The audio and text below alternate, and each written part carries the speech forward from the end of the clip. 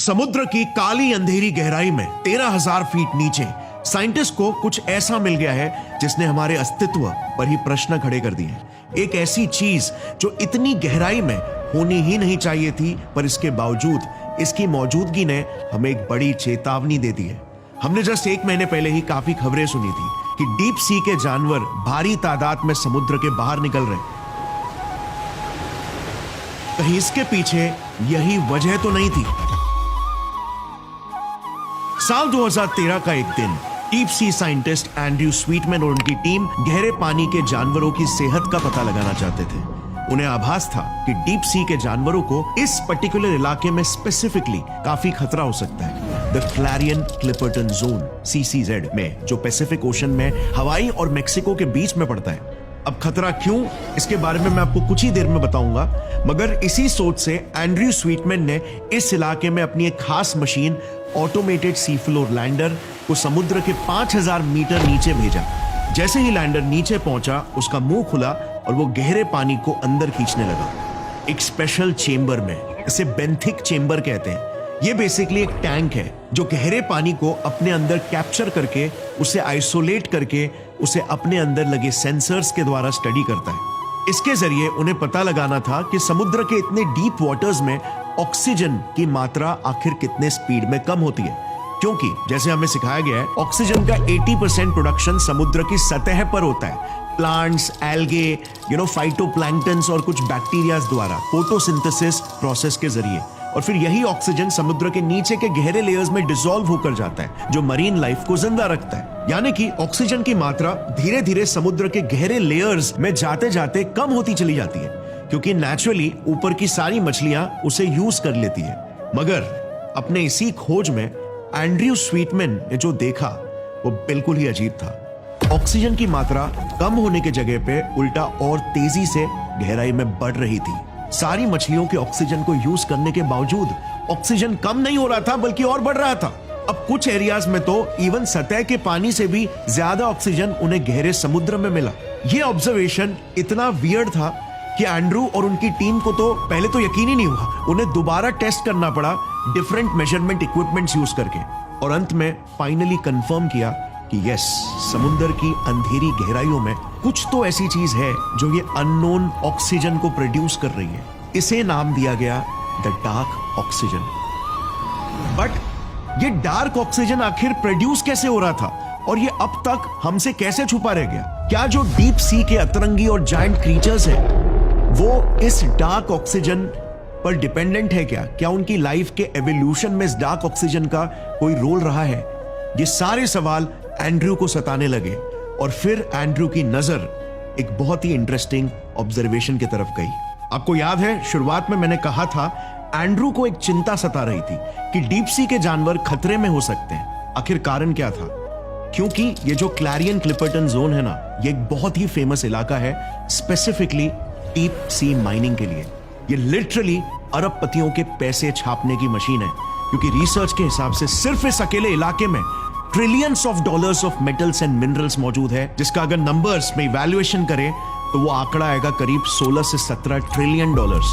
Just imagine, trillions of dollars worth of metals and minerals यहां पर मौजूद है, जिनमें से सबसे इन डिमांड मेटल्स है जैसे मैंगनीज, निकल और कोबाल्ट, जो लगभग 75% से 85% यहीं पर सिर्फ और सिर्फ एक सोर्स से मिलता है, और वो सोर्स है ये बटाटे के आकार और शेप के छोटे छोटे पत्थर, पॉलीमेटालिक नोड्यूल्स। ये पत्थर इतने नायाब है कि इन्हें बनाने में करोड़ों सालों का समय लग जाता है। प्रकृति द्वारा बनाया जाता है ऑब्वियसली, जिस दौरान इनमें लेयर बाय लेयर मेटल्स और मिनरल्स स्लोली डिपॉजिट होते चले जाते हैं। और मजे की बात तो यह है कि यही पत्थर इसी एरिया के समुद्री तल में 90 लाख स्क्वायर किलोमीटर के एरिया में फैले हुए हैं, जिनकी टोटल क्वांटिटी लगभग 2100 करोड़ टन है। कहीं इन पत्थरों में ही डार्क ऑक्सीजन का कोई सुराग तो नहीं छुपा था? यही सवाल एंड्रू और टीम को आया। बट इस सवाल का जवाब आखिर कौन दे सकता था? सिर्फ एक ही शख्स, जो समुद्र की दुनिया के केमिस्ट्री का बादशाह था, और एंड्रू का एक पुराना कॉलीग भी, doctor France Geiger. Doctor Geiger के साथ मुलाकात करने के बाद दोनों साइंटिस्ट ने ठाना कि क्यों ना हम इस नायाब पत्थर को अपने लैब में टेस्ट करें। एग्जैक्टली एक वैसे ही एनवायरनमेंट को क्रिएट करके जैसे कि समुद्र के तल में है। इससे हम इन पत्थरों के बिहेवियर को एकदम गौर से ऑब्जर्व कर पाएंगे और अपने आप ही ऑक्सीजन का ऑक्सीजन और पानी का पानी हो जाएगा, साफ हमारी आंखों के सामने। और इसीलिए फिर वो तुरंत ओशन फ्लोर से वही पॉलीमेटालिक नोड्यूल्स लेकर आए, उसे मर्क्यूरी क्लोराइड से डिसइंफेक्ट किया ताकि अगर कोई ऑक्सीजन प्रोड्यूसिंग बैक्टीरिया हो जो उसके ऊपर बैठा है और वो एक्चुअली में ऑक्सीजन प्रोड्यूस कर रहा है तो उसे वो मार सके। और फाइनली उसे एक एयर टाइट जार में पानी के अंदर रखकर कोल्ड और सॉल्टी वाटर का एग्जैक्ट एनवायरनमेंट रिक्रिएट किया और ऑक्सीजन लेवल्स को ट्रैक करना शुरू किया। और एग्जैक्टली वैसा ही हुआ जैसे डीप सी में हो रहा था। ऑक्सीजन कम होने की जगह पर उस जार में इंक्रीज होने लगा, और वो भी इतना कि नॉर्मल लेवल से 3 गुना बढ़ गया था। यानी कि अब ये तो एटलीस्ट प्रूव हो गया था कि इस नए जन्म में ऑक्सीजन गैस का सोर्स कोई प्लांट या माइक्रो ऑर्गेनिज्म बिल्कुल नहीं है। इस ऑक्सीजन का सोर्स बायोटिक नहीं बल्कि एबायोटिक है। सो फिर आखिर हो क्या रहा था? एक काला खुरदुरा सा पत्थर आखिर ऑक्सीजन की सांसें कैसे छोड़ रहा था? अब बस जरूरत थी सिर्फ एक आखिरी एक्सपेरिमेंट की, जिससे डॉक्टर गीगर का शक फाइनली यकीन में बदल जाएगा। मगर डॉक्टर गीगर के लिए यह इतना आसान नहीं होने वाला था, क्योंकि इन दोनों साइंटिस्ट के पीछे हाथ धोकर पड़ गए थे कुछ बड़े लोग जिन्हें अरबों छापने थे।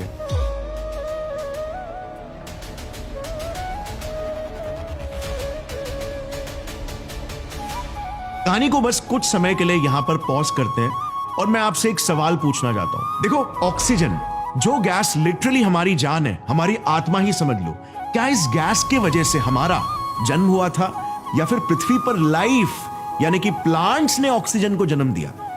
ऑक्सीजन ने लाइफ को जन्म दिया या लाइफ ने ऑक्सीजन को? काइंड ऑफ लाइक मुर्गी पहले आई कि अंडा, राइट? देखो, आपको यह सुनकर बहुत हैरानी होगी, पृथ्वी का जन्म 4.5 बिलियन सालों पहले हुआ था, राइट?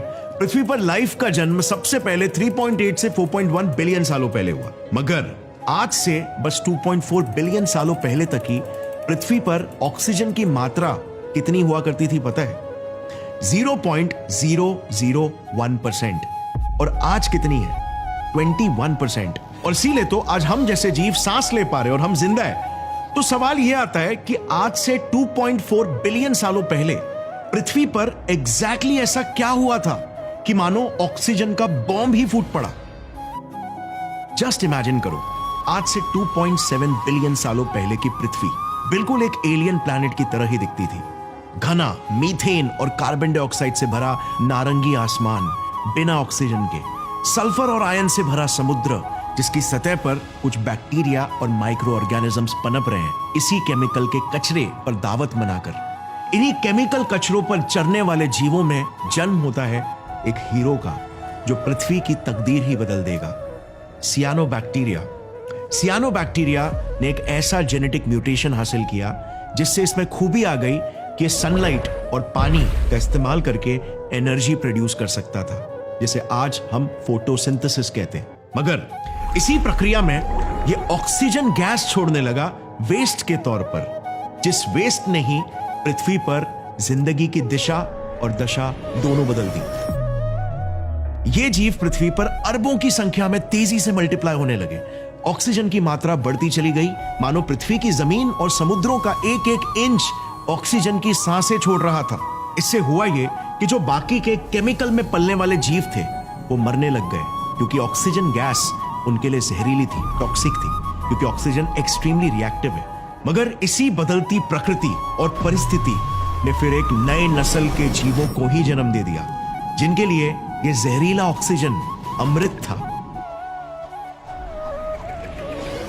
जन्म हो चुका था हमारे माइक्रोस्कोपिक पूर्वजों का, जो फिर इसी ऑक्सीजन गैस की छत्र छाया में, लिटरली छत्र छाया में, क्योंकि ऑक्सीजन गैस ने ही ऊपर एटमॉस्फेयर में ओजोन लेयर भी बनाया, जिसके प्रोटेक्शन में ही हम तेजी से मल्टीप्लाई और इवॉल्व होते चले गए उन सभी रूपों और रंग में जो हमें आज दिखते हैं।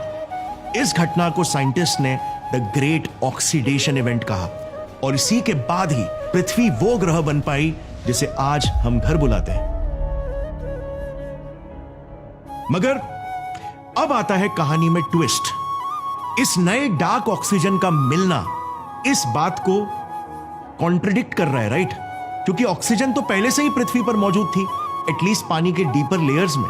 इनफैक्ट आज भी कई स्टडीज ने यह बताया कि क्लैरियन क्लिपर्टन जोन में 5000 से 6000 जीवों की ऐसी प्रजातियां हैं जो सिर्फ इस इलाके में ही सरवाइव करती है।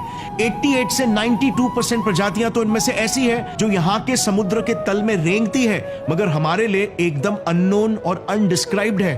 और ये सारे के सारे इसी डार्क ऑक्सीजन पर ही डिपेंडेंट है। हमें कैसे पता?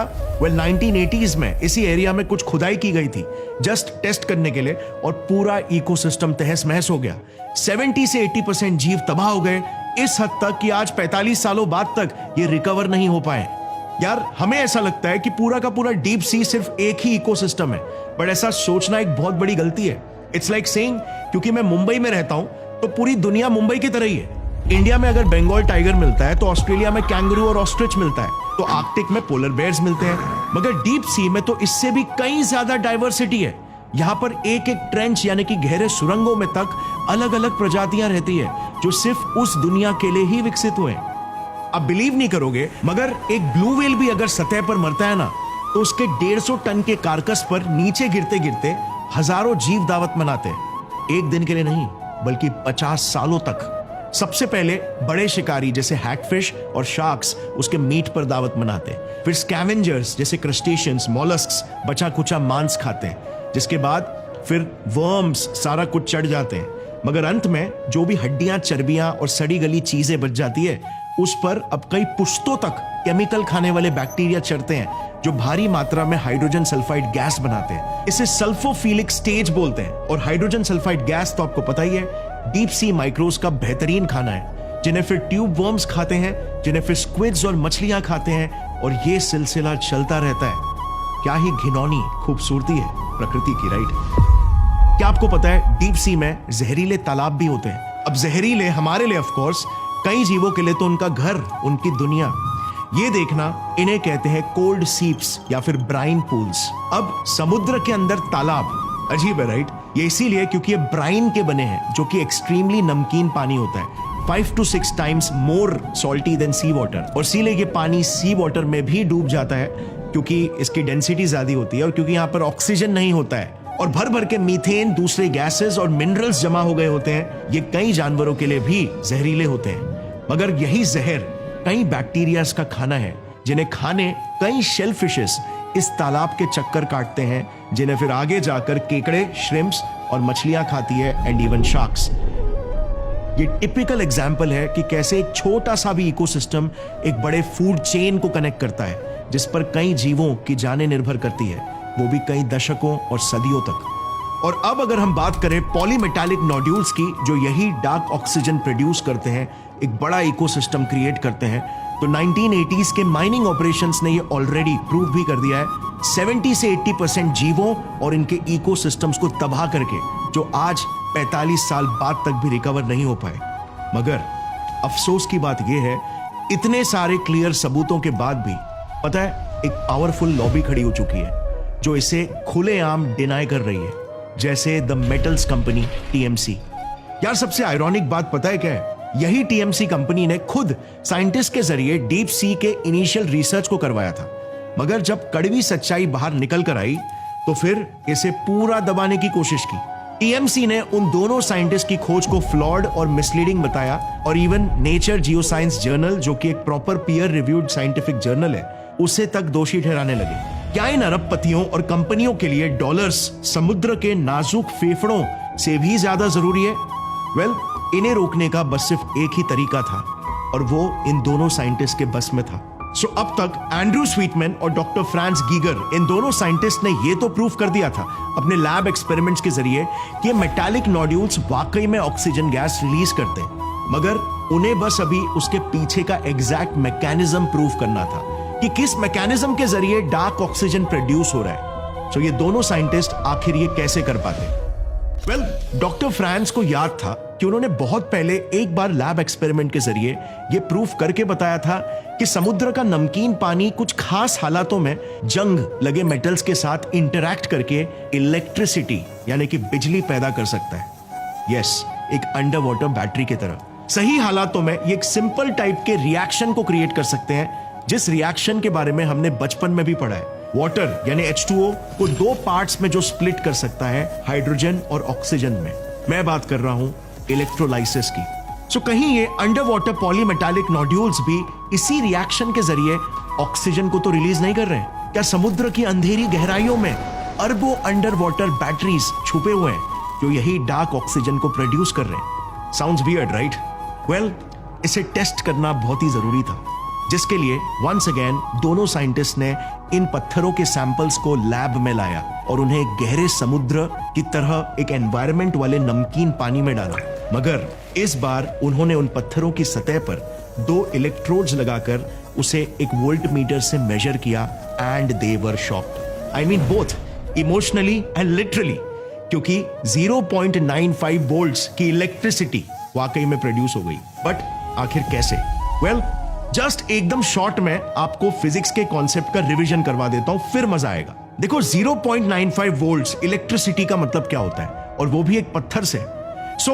इलेक्ट्रिसिटी का सिंपल सा सिद्धांत है कि इलेक्ट्रिसिटी हमेशा हाई पोटेंशियल से लो पोटेंशियल की तरफ जाएगी। ये बेसिकली एक यूनिवर्सल सिद्धांत है जो ब्रह्मांड भर में लागू करता है। जैसे फॉर एग्जांपल, इमेजिन करो आपने अगर एक पाइप लिया और उसमें पानी भर दिया, क्या इस पाइप में पानी अपने आप ही आगे जाएगा? नहीं, राइट? मगर वहीं अगर आपने पाइप का एक छोर लिया और उसे लिफ्ट कर दिया, तो अब उस पाइप के पानी में अचानक से एक फोर्स क्रिएट हो जाएगा जो उसे आगे की तरफ पुश करेगा। वेल, इलेक्ट्रिसिटी एग्जैक्टली ऐसे ही काम करती है। पाइप को लिफ्ट करना पोटेंशियल डिफरेंस क्रिएट करना था, और पानी का फ्लो चार्ज के आगे बढ़ने का फोर्स है, जिसे हम मेजर करते हैं वोल्ट्स में। सो एक डबल ए बैटरी, जिसे 1.5 वोल्ट्स की बैटरी भी कहते हैं, उसमें पॉजिटिव टर्मिनल और नेगेटिव टर्मिनल के बीच 1.5 वोल्ट्स का पोटेंशियल डिफरेंस होता है, और उसी डिफरेंस को कवर करने के लिए चार्ज उस साइड जहां वो ज्यादा संख्या में है से दूसरी साइड जहां पर वो कम है की तरफ 1.5 वोल्ट्स के फोर्स से ट्रैवल करते हैं। और बीच में अगर आप कोई भी सर्किट घुसा दो, जैसे एक बल्ब फॉर एग्जांपल, तो चार्ज उस सर्किट से पास होकर भी नेगेटिव टर्मिनल तक पहुंच जाएंगे और वो बल्ब लाइट अप हो जाएगी। अब इस पॉलीमेटालिक पत्थर में अगर आप देखोगे ना, तो मैंगनीज तो ऑलरेडी है, जो एग्जैक्टली हमारे बैटरीज में ही होता है, और जो बैटरीज में ही पॉजिटिव टर्मिनल भी क्रिएट करता है। बस इनमें बैटरीज की तरह जिंक नहीं है, बट उसको रिप्लेस करता है आयरन ऑक्साइड, जो नेगेटिव टर्मिनल का रोल प्ले करता है। और बाकी मीडियम, जिसे इलेक्ट्रोलाइट कहते हैं, वो तो सी वाटर है ही, जो आयोन्स जैसे Na+, Cl-, H2+, OH- से भरा हुआ है। और इसी वजह से जब साइंटिस्ट ने इसकी सतह के एक पॉइंट पर जब एक इलेक्ट्रोड लगाया और दूसरे पॉइंट पर दूसरा, तो वोल्ट मीटर ने 0.95 वोल्ट्स की इलेक्ट्रिसिटी की रीडिंग दिखाई, जो कि ये दोनों साइंटिस्ट के लिए एकदम शॉकिंग इसीलिए था क्योंकि इन्होंने मिली वोल्ट्स में बिल्कुल भी एक्सपेक्ट नहीं किया था, बल्कि नैनो वोल्ट्स में इलेक्ट्रिसिटी निकल कर आएगी ये एक्सपेक्ट किया था। सो एक्सपेक्टेशन से कहीं ज्यादा इलेक्ट्रिसिटी प्रोड्यूस हुई। अब अगर ये पत्थर वाकई में इलेक्ट्रिसिटी प्रोड्यूस कर रहे हैं, तो क्या इसका मतलब सिंपल है कि गहरे समुद्र में इलेक्ट्रोलाइसिस की प्रक्रिया हो रही है जिसमें ढेर सारा डार्क ऑक्सीजन प्रोड्यूस हो रहा है? Well, there is a catch. दोनों साइंटिस्ट ने यह एग्री किया कि इलेक्ट्रोलाइसिस की प्रक्रिया को रूप लेने के लिए एटलीस्ट 1.23 वोल्ट्स की इलेक्ट्रिसिटी की जरूरत होगी, मगर हमें तो सिर्फ 0.95 वोल्ट्स ही मिला, जिसे उन्होंने अपने रिसर्च पेपर में एड्रेस करते हुए यह लिखा कि ये पत्थर 1.23 वोल्ट्स भी डेफिनेटली प्रोड्यूस कर सकते हैं अगर ये एक साथ ज्यादा संख्या में या क्लस्टर्ड फॉर्म में मिले, जो कि मिलना एक डीप वाटर लैंडस्केप में काफी कॉमन है। जैसे फॉर एग्जांपल, दो पत्थर ही एक साथ मिलकर 1.9 वोल्ट्स प्रोड्यूस कर सकते हैं। अब 2023 में ही इस रिसर्च को प्रॉपर्ली वैलिडेट किया गया, स्टैटिस्टिकल डेटा से भी ये कंफर्म किया गया कि इस वोल्टेज से ऑक्सीजन प्रोड्यूशन का लिंक कंसिस्टेंट है। और उसके बाद फाइनली 2024 में एक proper peer reviewed scientific journal nature geoscience में स्टडी को पब्लिश किया गया, क्योंकि एविडेंस वाकई में काफी कन्विंसिंग थे।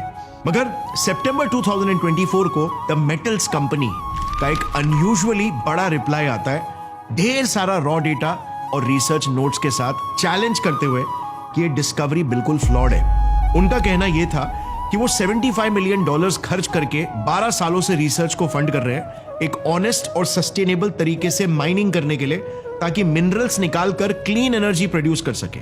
मगर इस कंपनी के बात को कितना ट्रस्ट किया जा सकता है? ये तो वही बात हो गई ना कि बिल्ली खुद को ही दूध की सबसे ईमानदार पहरेदार बता रही है। इनका कॉन्फ्लिक्ट ऑफ इंटरेस्ट साफ नजर आता है। बट इस मुद्दे में COMRC यानी कि critical ocean minerals research centre भी घुस गई, जिसने इस डिस्कवरी को येलो फ्लैग बताया, क्योंकि उनका कहना था कि 2 और रिसर्चर्स यही एक्सपेरिमेंट पहले भी कर चुके, मगर उन्हें तो ऐसे रिजल्ट्स नहीं मिले। जैसे यूनिवर्सिटी ऑफ सदर्न डेनमार्क ने एक सिमिलर रिसर्च किया था, मगर एक दूसरे किस्म के लैंडर, कोवेरियंस लैंडर को यूज करके। उन्हें तो उल्टा रिजल्ट मिला, ऑक्सीजन बढ़ नहीं बल्कि घट रहा था। अब इस पर एंड्रू और टीम का रिस्पॉन्स ये था कि कोवेरियंस लैंडर इतना एक्यूरेटली रिजल्ट्स को मेजर नहीं कर सकता है। बट कुछ दूसरे भी जेन्युइन साइंटिस्ट और रिसर्चर्स ने भी कंसर्न्स उठाए हैं। जैसे आरहुस यूनिवर्सिटी के एक इंडिपेंडेंट रिसर्चर बो बार्कर जॉर्गेनसन ने 2 महीने पहले ही एकदम उल्टा रिजल्ट पाया था, और उन्होंने एक मैगजीन को इंटरव्यू में कहा कि स्वीटमैन के रिसर्च में कुछ मेथोडोलॉजिकल फ्लॉज थे। जैसे नंबर 1, लैब एक्सपेरिमेंट में तो हमने डीप सी के 400 गुना ज्यादा प्रेशर को तो रेप्लिकेट किया ही नहीं था, जो कि एंड्रू के हिसाब से एंड रिजल्ट में इररिलेवेंट है। या फिर नंबर 2, 0.95 से 1.23 वोल्ट्स एग्जैक्टली कैसे क्रिएट हो रहा है, ये काफी स्पेक्युलेटिव है और इसका कोई क्लियर कट मैकेनिज्म प्रूव ही नहीं किया गया। और नंबर 3, रिसर्च में हाइड्रोजन गैस को भी एक्यूरेटली नहीं मेजर किया गया, क्योंकि अगर इलेक्ट्रोलाइसिस के जरिए अगर H2O स्प्लिट हो रहा है तो ऑक्सीजन के साथ हाइड्रोजन गैस भी तो रिलीज होना चाहिए, तो क्या हाइड्रोजन गैस बढ़ रहा है? सो ऑल इन ऑल जॉर्गेनसन के हिसाब से इस रिसर्च ने हमें जवाबों की जगह सवाल ज्यादा खड़े करके दे दिए और यह एहसास दिला दिया है कि समुद्र के बारे में आज भी हम कितना कम जानते हैं। सो क्या एंड्रू एंड टीम का रिसर्च गलत है, ये प्रूव हो गया? वेल, बिल्कुल नहीं। इनफैक्ट अब तो खेल ने और तेजी से रफ्तार पकड़ना शुरू किया है, क्योंकि एंड्रू के रिसर्च को क्रिटिसिज्म से ज्यादा सपोर्ट मिला। देखो, साइंस में जब कोई भी बड़ी नई डिस्कवरी होती है ना, तो हमेशा मैसिव डिबेट्स छिड़ जाते हैं, जो कि साइंस की ब्यूटी भी है, क्योंकि ये हमें और तेज दौड़ाता है पूरे सटीकता और सतर्कता से सच्चाई को निश्चित करने के लिए। साइंस में रिपीटेबिलिटी का बहुत इंपॉर्टेंस है, जिसके लिए कई सारे साइंटिस्ट अब खुद भी ऐसे एक्सपेरिमेंट्स को परफॉर्म करने लग गए हैं, खुद ऑब्जर्व करने और एक्सपीरियंस करने के लिए। मगर एज ऑफ नाउ यानी जून 2025 अच्छी खबर यह है कि इन माइनिंग कंपनीज के हेवी प्रेशर्स, करोड़ों रुपए फेंकने और लॉबिंग के बाद भी most of deep marine scientist और उनके कॉन्फिडेंस से 33 कंट्रीज डीप सी माइनिंग पर बैन या एटलीस्ट एक टेम्पररी होल्ड लगाने को सपोर्ट कर रही है।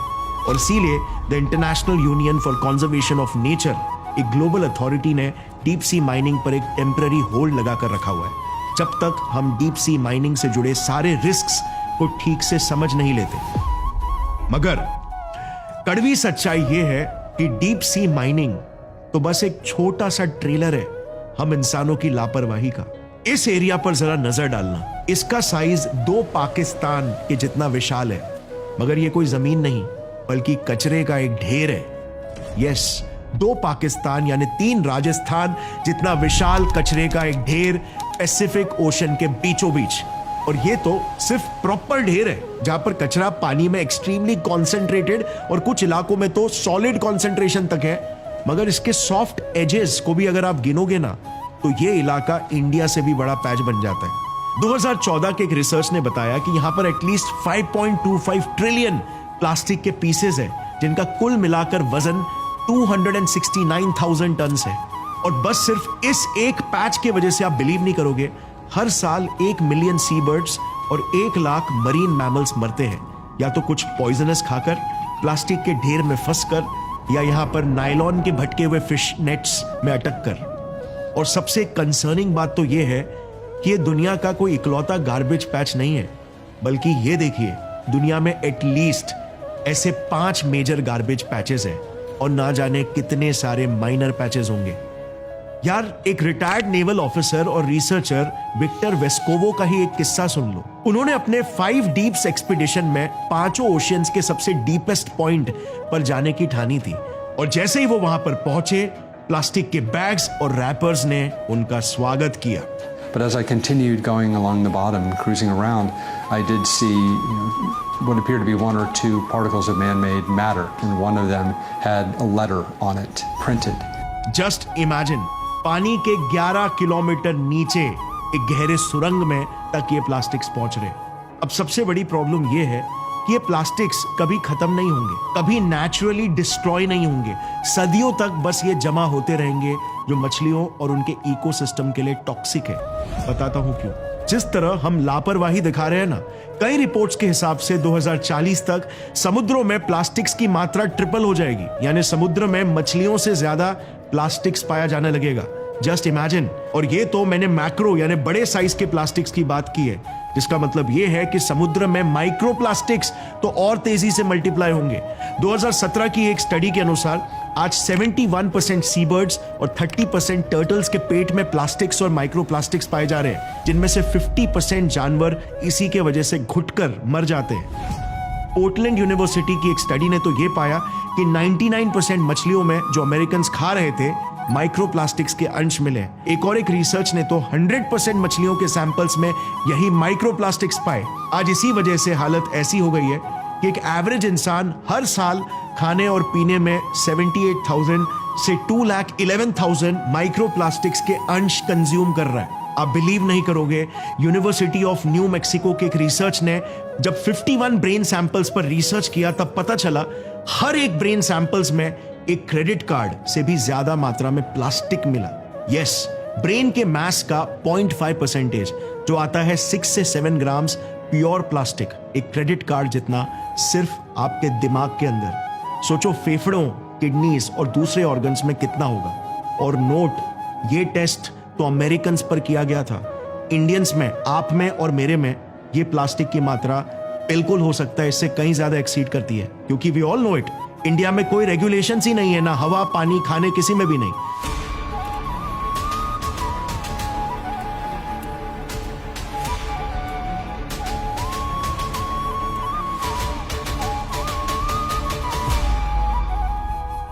यार, माइक्रो प्लास्टिक्स न्यूबॉर्न बेबीज के प्लेसेंटास तक में मिल रहा है। बच्चों के ग्रोथ और डेवलपमेंट को ये किस तरीके से इफेक्ट कर रहा होगा। इंसानी सभ्यता आज लिटरली घोड़े के रफ्तार से दौड़ रही है, और वहीं हमारे प्रकृति को बचाने वाले रेगुलेशंस कछुए की गति से भी धीमे लिखे जा रहे हैं। सालों तक उन पर डिबेट चलता रहता है, और फिर जब बहुत देर और अंधेर हो जाती है तब जाकर उन्हें लागू किया जाता है। हम इंसान ही प्रकृति जिसने हमें जन्म दिया है के सबसे बड़े दुश्मन बन चुके हैं। इसी डार्क रियलिटी को इस डार्क ऑक्सीजन के डिस्कवरी ने हमारे सामने लाकर खड़ा कर दिया है। एंड्रू और टीम को इस विषय में और डीप और रिगरस रिसर्च करने के लिए जापान के निपॉन फाउंडेशन ने 2 मिलियन पाउंड्स का ग्रांट दिया है। 2025 से स्टार्ट हुई ये रिसर्च अब 3 साल और चलेगी, और अगले साल यानी 2026 में तो ये समुद्र के 11,000 मीटर नीचे अपने इक्विपमेंट्स को भेजेगी और उन सैंपल्स को भी स्टडी करेगी। इनके ये मेजर गोल्स होंगे। नंबर 1, अपने ओरिजिनल डिस्कवरी को रिप्रोड्यूस करना, यानी कि यहां भी अगर इनकी खोज कंसिस्टेंट रहे तो ये एक बहुत अच्छा संकेत है। नंबर 2, इस बार तो ये हाइड्रोजन लेवल्स को भी केयरफुली मेजर करेंगे, क्योंकि इलेक्ट्रोलाइसिस प्रोसेस में सिर्फ ऑक्सीजन ही नहीं बल्कि हाइड्रोजन गैस भी रिलीज होती है। नंबर 3, ये देखेंगे कि कहीं ये नया प्रोड्यूस हुआ हाइड्रोजन भी तो डीप वाटर क्रीचर्स के सर्वाइवल के लिए बहुत जरूरी तो नहीं है। और नंबर 4, ये भी देखेंगे कि क्या माइक्रो ऑर्गेनिजम्स का भी मेजर रोल हो सकता है इस डार्क ऑक्सीजन को प्रोड्यूस करने में, या ये ऑक्सीजन का सोर्स प्योरली एबायोटिक यानी लाइफ इंडिपेंडेंट है। अब जरा सोचो, इस रिसर्च के क्या प्रोफाउंड इंप्लीकेशंस हो सकते हैं। I mean, हम हमेशा से यही सोचते आए हैं कि लाइफ तो फोटोसिंथेसिस पर ही डिपेंडेंट है ऑक्सीजन के लिए, जिसके लिए लिक्विड ओशन और सन दोनों की बहुत जरूरत है। और इसीलिए तो हम केपलर जैसे स्पेस टेलीस्कोप से एग्जैक्टली उन्हीं ग्रहों को टारगेट करते हैं जो पृथ्वी की तरह अपने सितारे से गोल्डीलॉक जोन में, यानी कि अपने सितारे से लगभग पृथ्वी जितनी ही आइडियल दूरी पर। मगर अगर ये बियॉन्ड अ डाउट प्रूव हो जाता है कि डार्क ऑक्सीजन एक मेजर सोर्स ऑफ ऑक्सीजन है डीप सी में, जो बिना लाइफ या फोटोसिंथेसिस के भी ऑक्सीजन प्रोड्यूस कर सकता है, तो फिर क्या हमें हमारे एलियन लाइफ सर्च ऑपरेशंस को सिर्फ गोल्डीलॉक जोन्स वाले प्लैनेट्स तक ही सीमित रखना चाहिए क्या? क्या लिक्विड ओशंस और सन का होना एक जरूरी क्राइटेरिया भी है क्या? आई मीन, लाइफ को चाहिए क्या होता है? वाटर, एनर्जी और केमिस्ट्री। वाटर तो फ्रोजन ओशंस में भी डीपर लेयर्स में लिक्विड फॉर्म में मिल जाता है। एनर्जी तो फ्रोजन वर्ल्ड्स की गहराई में भी प्रोड्यूस होती है हाइड्रोथर्मल वेंट्स के एक्सट्रीम हीट के जरिए, जिन वेंट्स के थ्रू ही मोस्ट साइंटिस्ट ये एग्री करते हैं कि पृथ्वी पर भी लाइफ का जन्म हुआ था, एंड नॉट सन्स एनर्जी। और फाइनली सही केमिस्ट्री। अब डार्क ऑक्सीजन का डीप सी में मिलना सही केमिस्ट्री को और ज्यादा सपोर्ट करता है, क्योंकि ऑक्सीजन लाइफ को तेजी से इवॉल्व करवाता है। इंटरेस्टिंग चीज तो यह है कि पृथ्वी पर भी लाइफ के जन्म में सन का बहुत ही कम रोल था। सारे राइट बायोलॉजिकल मॉलिक्यूल्स जैसे न्यूक्लिक एसिड्स, जैसे आरएनए हो गए, लिपिड्स और एमिनो एसिड्स सन के एब्सेंस में सतह से कई किलोमीटर नीचे गहरे समुद्र में ही बने। सो क्या डीप सीज खुद में ही सक्षम है लाइफ को प्रोड्यूस और इवॉल्व करने में? डार्क ऑक्सीजन इन सभी सवालों की एकदम अहम कड़ी है। बट जस्ट अंटिल देन हम इंसानों को अपनी लालच और लापरवाही से खुद के ही भविष्य को बर्बाद होने से रोकना होगा। Do share this video with your friends and families and see you very soon. जय हिंद। अपना जिंदगी अपना हाथ में।